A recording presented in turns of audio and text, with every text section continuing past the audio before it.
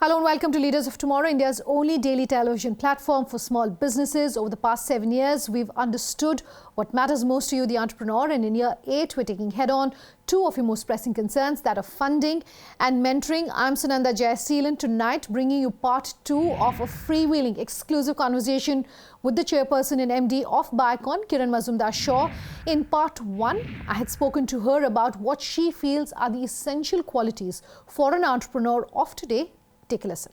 So if I look at my own journey and when I look at some of the success factors of my journey, I do believe that entrepreneurs who actually pick on new and different ideas to build on, I think have a good edge over others. Sure. I think, it's challenging the status quo. Constantly seeing how you can differentiate from the others, how you can pull out of the pack. Those are some of the strategies I have used to build the kind of DNA of Biocon, if you were to call it that. That was a quick recap of Kiran Mazumdar Shaw's views as far as what she feels are essential for entrepreneurs, and that was highlights of part 1. In part 2, I spoke to her about why it is crucial for small businesses to necessarily look at having more women at all levels of the business, even on their boards. Also, why philanthropy is so crucial and something that's so close to our heart. Take a listen.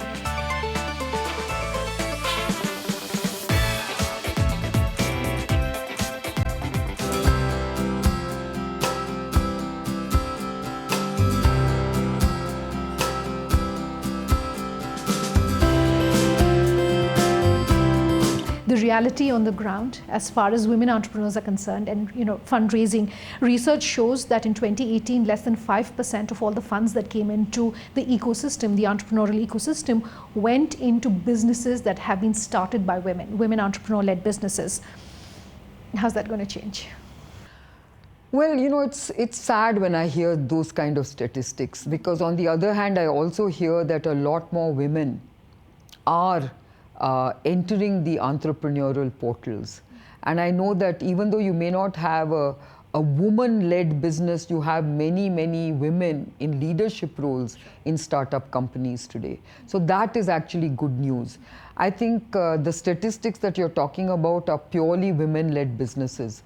But if you actually expand that cohort to say co-founders and founding teams where women are present, I think that statistics will improve a little bit, especially in the tech sector. Sure. I think in the tech sector, I think we are finding that almost 30% of companies have women as in the founding team, let's put it that way. Sure. So I would like to look at it in a more positive light. But yes, I think there still seems to be a lot of bias in the financial system when they come to financing male-led startups versus female-led startups. I think somehow women are perceived, and wrongly, as not being risk takers or being as ambitious as men. And I think that's unfair, because I think I've seen it in my own case that I think when I look at my peers in my own sector, I think I've taken far greater risk than many of them. And I think I'm not any less ambitious than many of them. Okay. I do also want to talk about the representation of women on the boards of companies, but specifically with regards to small businesses. When you talk to entrepreneurs, they say the access to qualified women directors for small businesses is really small. Do you think that's maybe a fair point? How would you want to, what's your advice really for small businesses in terms of finding those qualified women to sit on their boards? I think that's absolutely wrong. Because I think there are many, many women who are capable of sitting on boards, but everyone wants to know a famous face or a familiar face, and that's not the way to go about board membership. For instance, I'm very proud of the fact that in recent times, we have actually inducted a lot of women onto our boards and to our leadership team. Our new biologics, subsidiary is now headed by a woman CEO. When we had to fill in some of the vacancies in our boards, we have made sure that we actually fill them in with women. And we found very, very capable women. So I think it's absolutely incorrect to say that there are not enough women to serve on boards. I don't know what the myth is about, but I can tell you, if you really want good quality women to serve on boards, there are plenty of women willing to be on boards. And I know many, many women who have basically reached out to me saying, if there's a board position, let us know, because we really want to serve on boards. Sure. And you have so many women in all these investment banking areas, in the audit firms, legal firms. I mean, today you can see many of these women are leading those firms. Yeah. Whether it's Zia Modi, whether it's Kalpana Murparia, whether it is the other sectors that you're looking at, you have a lot of women in leadership roles. And as I mentioned to you, recently I just inducted 2 very capable women onto my boards. And I find that they are so good. I mean, I'm very proud of the fact that the ratio of women on our boards now is increasing, at least on my boards. But I would like to see the same happen in other boards. My last couple of questions, and I do want to talk about what's happening in the overall economy, not just from the point of view of an entrepreneur, but given the fact that people like yourself, corporate leaders like yourself, have always been outspoken, particularly in recent times, to say, what is really going on in the economy. Do you think that there is some sense of fear, as has been pointed out by a lot of corporate leaders, about what's really going on in India today when it comes to doing business in India? So first and foremost, I've always believed that India has a fantastic potential when it comes to economic growth. And I've always believed that, India Inc. is very robust and it is very resilient as well. And therefore, I think we should tap this great potential we have in India from our existing companies and corporations to the new startup economy. I think we have so many things going well for us. If I may say so, I think what has been of concern to corporate India is the fact that the government has not responded to, sort of advice, criticism, or even comments on economic revival. I think we can all now stop being in denial that we have an economic slowdown. Okay, I don't want to call it recession. Sure. I hand it to the finance minister that it is not maybe recession, but it is an economic slowdown. And I don't think we should constantly blame it to external factors. I don't think we should constantly look at the outside world and say it's global factors that are slowing down our economy. To an extent, yes, but I think we have a huge untapped potential in creating a very vibrant domestic economy. What have we done about it?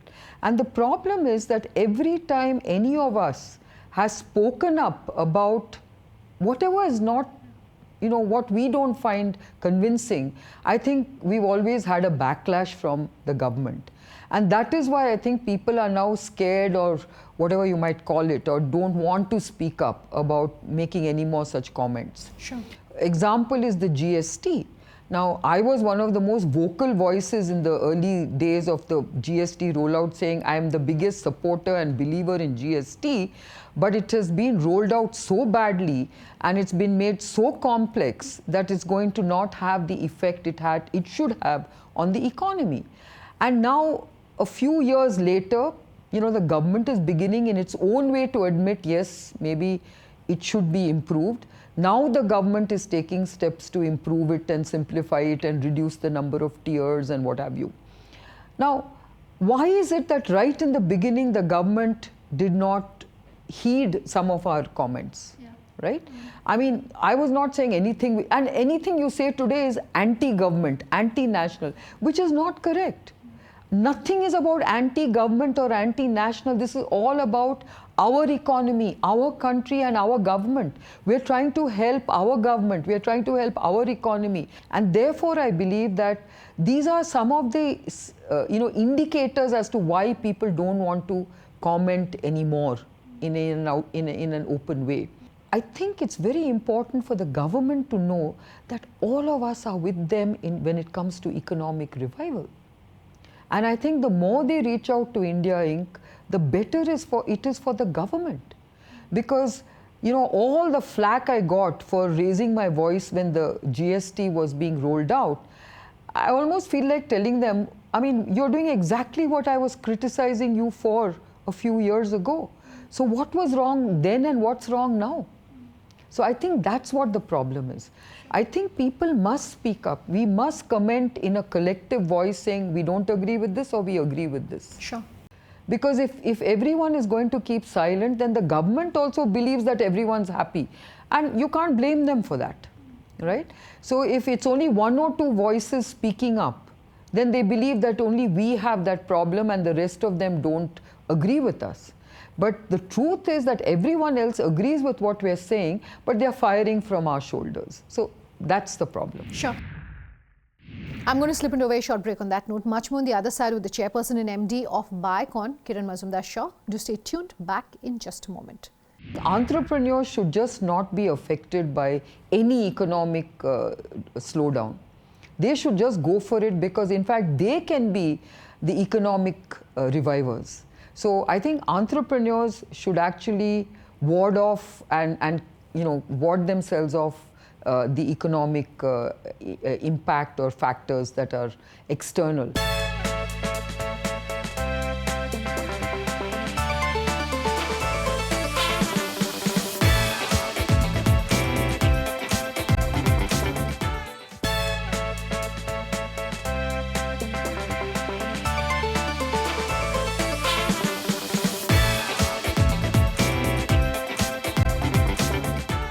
Welcome back. You're with us here on the Leaders of Tomorrow, and tonight an exclusive conversation with Kiran Mazumdar Shaw.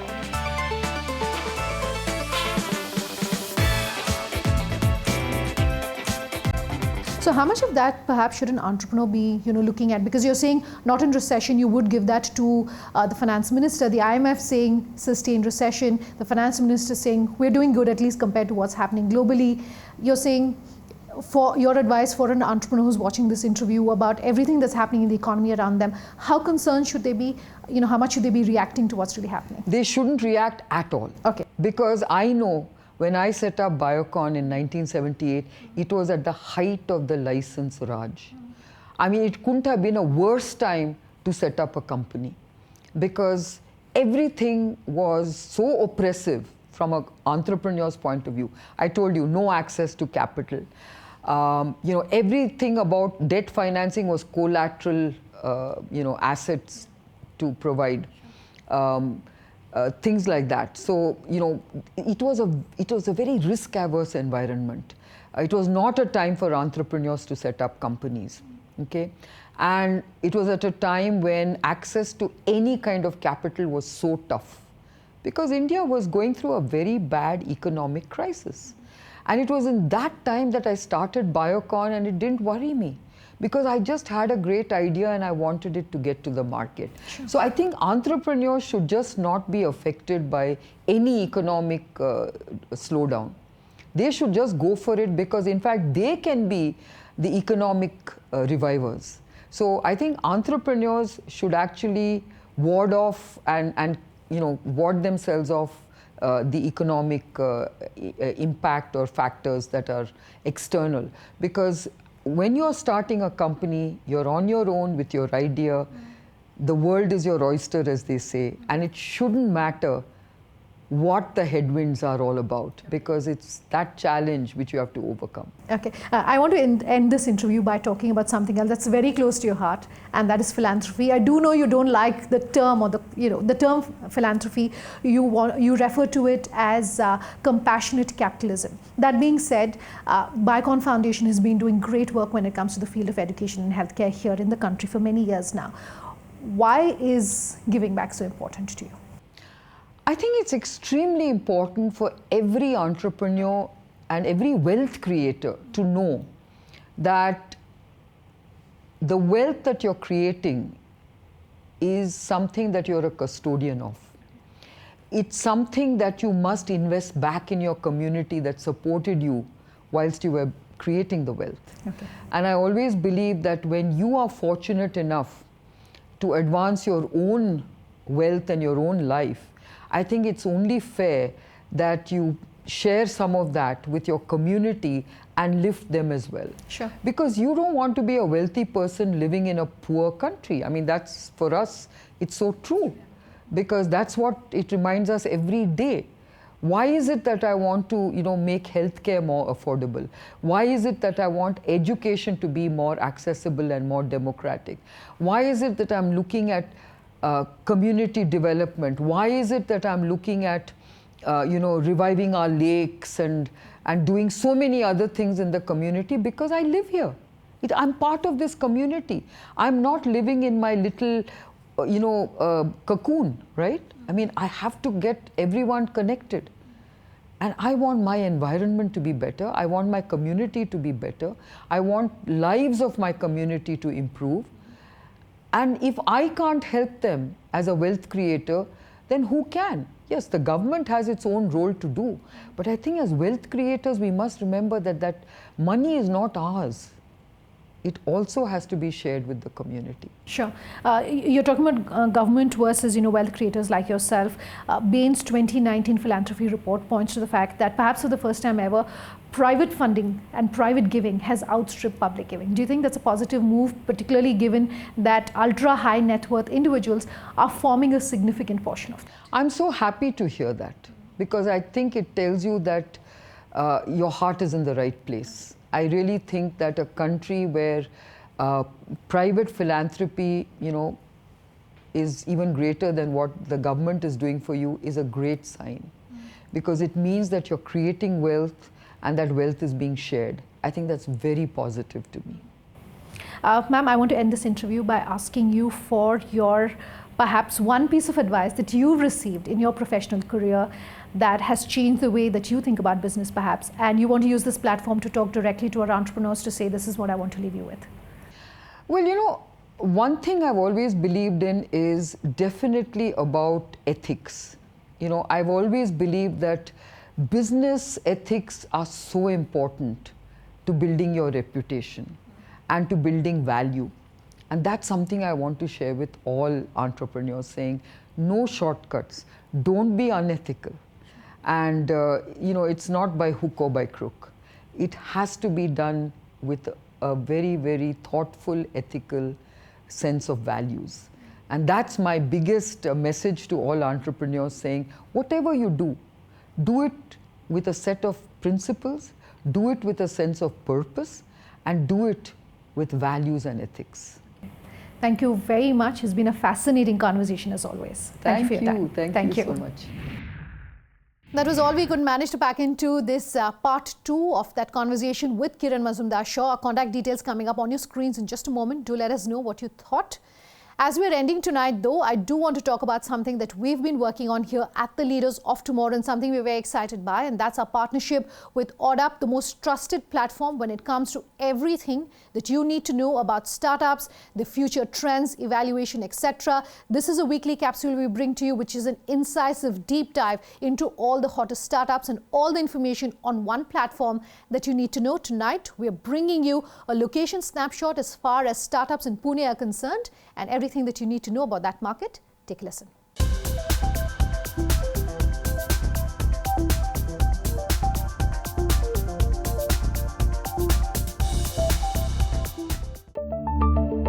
Tracked annual investment across all sectors in Pune in the year 2018 stood at $15.2 million. Let's now look at company launches by year. In 2016, it stood at 24. The next year, it stood at 20. In 2018, at 23. And finally, in 2019, it stood at 4. Our final graphic takes a look at startups by funding stage in 2019. 93% was seed funded, 7% was Series B funded. That's a wrap-up of our location snapshot for this week. We will continue to bring you the most in-depth content on the startup space week after week, right here on Leaders of Tomorrow.